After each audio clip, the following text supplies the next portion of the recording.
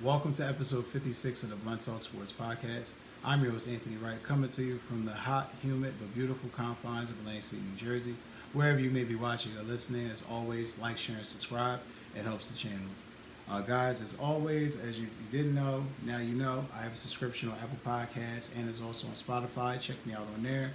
Also, as well, check out my Substack, Blunt Talk Sports Podcast. Link will also be in the description, so you can check that out there too as well. Hopping right into it, this episode will be about NFL early training camp news and notes. Some things that I thought would definitely have noticed and interest. Busy day today, a lot of NFL news to touch on, so I definitely want to make sure that I'm addressing it and bringing it to you as Blunt Talk always does, hard hitting and factual as all fuck. So let's get to it. So anyway, start off the show. Joe Burrow clear for contact, which I think is definitely a major great sign for the Bengals. Last unfortunate thing we remember was Joe Burrow trying to throw a football or palm a damn football in the sidelines of Baltimore, and you know, shit just gave out on him, wasn't working, and which was kind of weird because he came into the stadium that night with the cast on, and they kind of downplayed it, tried to make it seem like it wasn't anything. Obviously, we know now it was a thing, so you know, it's good to see Joe Burrow back healthy. Zach Taylor said that they will ease Burrow through camp and that he and the starters will play at some point this preseason. All coaches say that shit. I'm pretty sure he will play. He might not play. Honestly, with his history with the preseason and the training camp, I probably wouldn't play him, but whatever. If he makes it through, he will. This will be his first training camp that he's made it through in his entire career at this point. That's including the season he made the Super Bowl. So this is a big year for the Bengals. I mean, like it is for a lot of teams, but make no mistake. If Joe Burrow is healthy, they're a threat in the AFC, and they're a threat that has to be, contended with. If he's not healthy, you might have to start getting into that backup quarterback window where it's like, okay, when Joe goes down, who do we got to come in? I love Joe Burrow's game. I think he's a tough son of a bitch. I think he's cool as hell. Nonetheless, though, the injuries are starting to pile up, and it's going to be very imperative for him to get through this training camp and to give this team the poise or requisite calm that they're looking for to ensure that, this guy's going to be able to make it at least throughout the season. Next thing I wanted to get into was Kenny Clark. Shout out to Kenny Clark on the Green Bay Packers for signing a huge extension over the weekend. 3 years, $64 million. Brian Gutekunst has had an amazing offseason. I want to make sure I get this man props, but highlight me before I get into Gutekunst. I want to touch on Kenny Clark. Kenny Clark has been a model player and leader for this team. He's been one of the Packers' most consistent players over the past few years. To give you guys an idea of how good of a defensive tackle he's been in the league now for roughly 5 years. He has 34 sacks at that position, so that should tell you there. He puts in work. He's a damn good player. I would love to have him in Philly, but we can't always have what we want. Nonetheless, Brian Gutekunst, I wanted to touch back on with him. I think he's had an amazing offseason. I mean, keep this in mind, guys.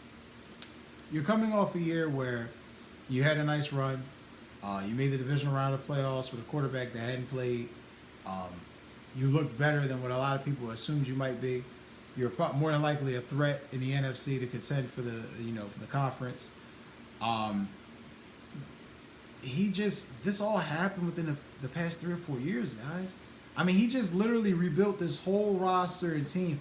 Look how young they are. Look how inexpensive they are. Yes, they're about to pay Jordan Love. Yes, that's going to bite into a chunk of the cap.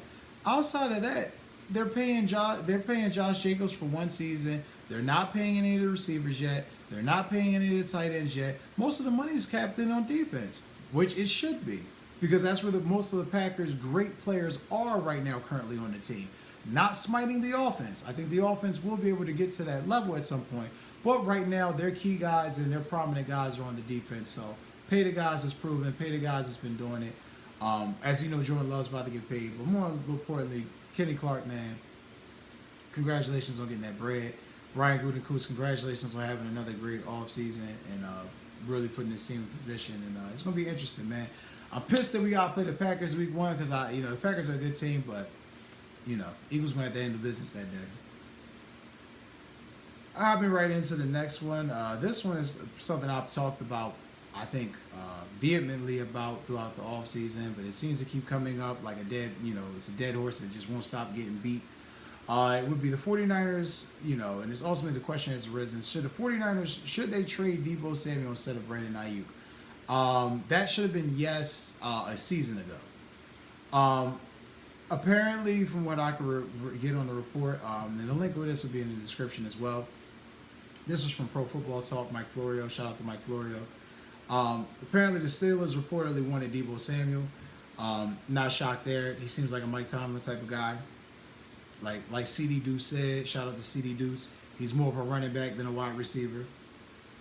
The 49ers wanted more than what Pittsburgh were offering, which is not a shock there. The 49ers always think they're going to get more than what teams are offering. They value their guys a little bit higher, naturally, because they picked them.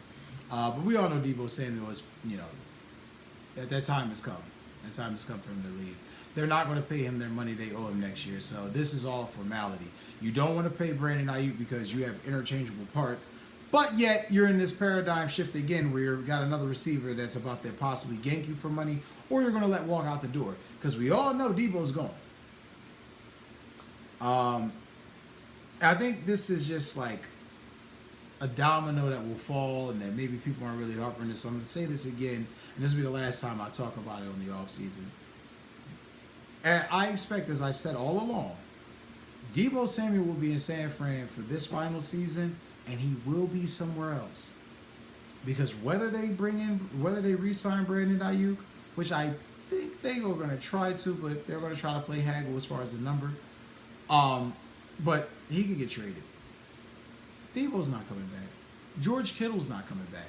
Hell, there's a question if Trent Williams even comes back. This team's in flux, man. So, be that as it may, you worrying about keeping Deebo at 13 targets and like 4 catches in the Super Bowl, it's a fucking joke. He's the heart and soul of this team. Kyle, get a running back. Get a better one. Oh, you got one. You got Christian McCaffrey. Well, actually, you get a receiver. Oh, you got Brandon Aiyuk. Okay, then why the fuck is this guy still out there? You don't want him playing running back, but you got him getting touches. Yet he's playing receiver and he can't catch the damn ball in the Super Bowl. So, I mean, ultimately, at this point, get rid of his ass. But, it's Kyle Shanahan. He's a genius. We'll figure it out. He'll figure it out. Next, I want to talk about Jordan Love and the smart business savvy of his agent, whomever his agent is. I might have to look him up. But Jordan Love sitting out of practice until he receives his new contract. Smart move. You got the leverage right now. You got the Packers. They know they got nobody else in the stable. You are the guy. You're going to get paid. Your agent, whoever your business people are, smart move. Smart leverage play. Deal will come, but he definitely's got to deliver. I think the contract's going to come. He's going to get paid good money. But if he plays like the guy that played the last 10 weeks of last season, the guy that I think he is, that'll be money well spent. And ultimately, can't really be mad at the Packers for doing it because, they need him. And he's so far, he looks the part. And if I'm Jordan Love, while I got this leverage, you damn right. You going to give me the bag. I played last year on that quasi, got a pay increase, quasi, I got, low-end starter money. Nah, fuck all that. You going to pay me now. I got you to the second round of the playoffs. I beat the hell out of the Dallas Cowboys in their own stadium. Blew them out. Dog walked them. So, great representation for Jordan Love. Shout out to them for making sure this man's getting paid. Matt LaFleur had also commented on this as well. Matt LaFleur turned down the Heat stating he'll be at practice. I don't know really what they were expecting Matt LaFleur to say. Something salacious. I don't know. But Matt LaFleur is never going to do that. And Matt LaFleur in this organization, as Brian Gutekunst expected and stated, he's optimistic and that him, Love, and the team are close on the deal. So this is just a formality, a question of when, if and when. Not if, but when. Excuse me, I misspoke. Yeah, it's more or less a formality. He's going to get his money. So shout out to the Packers for being smart. Shout out to Jordan Love and his representation. And shout out to Brian Gutekunst for not wasting time and realizing get this done, get this guy contracted and situated, and, let's get ready for the season. Last two things I want to touch on are not related, but kind of related, but I feel like I would be a fool if I didn't speak on it. Amari Cooper, guys, today, low-key, little news nugget that dropped early this morning. Amari Cooper restructured his deal with the Browns and reported to training camp. That was probably the most quietest potential holdout I've ever heard in my life. You didn't hear any words from Amari. He pretty much had his representation and him talking to the front office, Andrew Berry and the guys in Cleveland saying, pay me, put your money where your mouth is, give me the pay increase, give me the bonus I need, give me what I need. Outside of that, we ain't talking. So great to see that. Great to see Amari Cooper is getting his respect and getting that pay increase. He's obviously been one of the most productive receivers in the league since he's been there. Did this in Oakland, did this in Dallas. He's doing this now in Cleveland. He deserves everything. He deserves the money that he's getting. Ironically, though, one of Amari Cooper's former teammates today actually retired. And who am I discussing, guys? I'm talking about Michael Gallup. And who is Michael Gallup, guys? Why is that even important that he retired? Why did I even bring that up? Well, it's important because if we all remember, as I just previously stated, Amari Cooper just got a contract restructured deal today. Not contract restructure, but technically a contract restructure, for lack of better words. He received that today. And this is on a team that, picked him up after Dallas. And he's still there, and he's still productive, and he's still producing. That being said, Jerry gave up on Amari Cooper because he has CeeDee Lamb and Michael Gallup. I just told you Michael Gallup just retired. Michael Gallup retired. Body shot. And make sure, I need you to hear me, and make sure you hear this clear. Turn this shit up if you need to. Jerry Jones paid him instead of Amari Cooper. Keep this in mind. Jerry Jones said paying Amari Cooper $20+ million a year was too much. Now look at the going rate. You got receivers getting $32 million a year. Jerry fucked up. And Jerry been fucking up for a while. He got a whole little custody case going on. Y'all, I ain't even gonna dig into all that. You a piece of shit though, Jerry, for that. You know you wrong. But nonetheless, man, he fucked this move up. He fucked up, He gave up on Amari Cooper and he betted on Michael Gallup, and it cost him. It cost him big.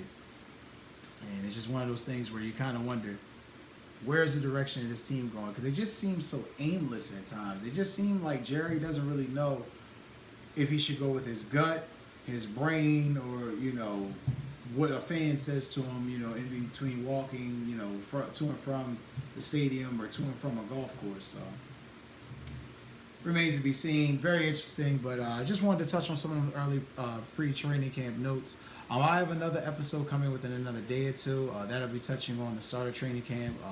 It'll be all 32 teams, so I'll try to condense that between 2 episodes. I thank you guys, as always, for watching and listening. Again, check us out on Apple Podcasts and Spotify. Like, share, and subscribe. Thank you, as always, guys. Take care and enjoy your night.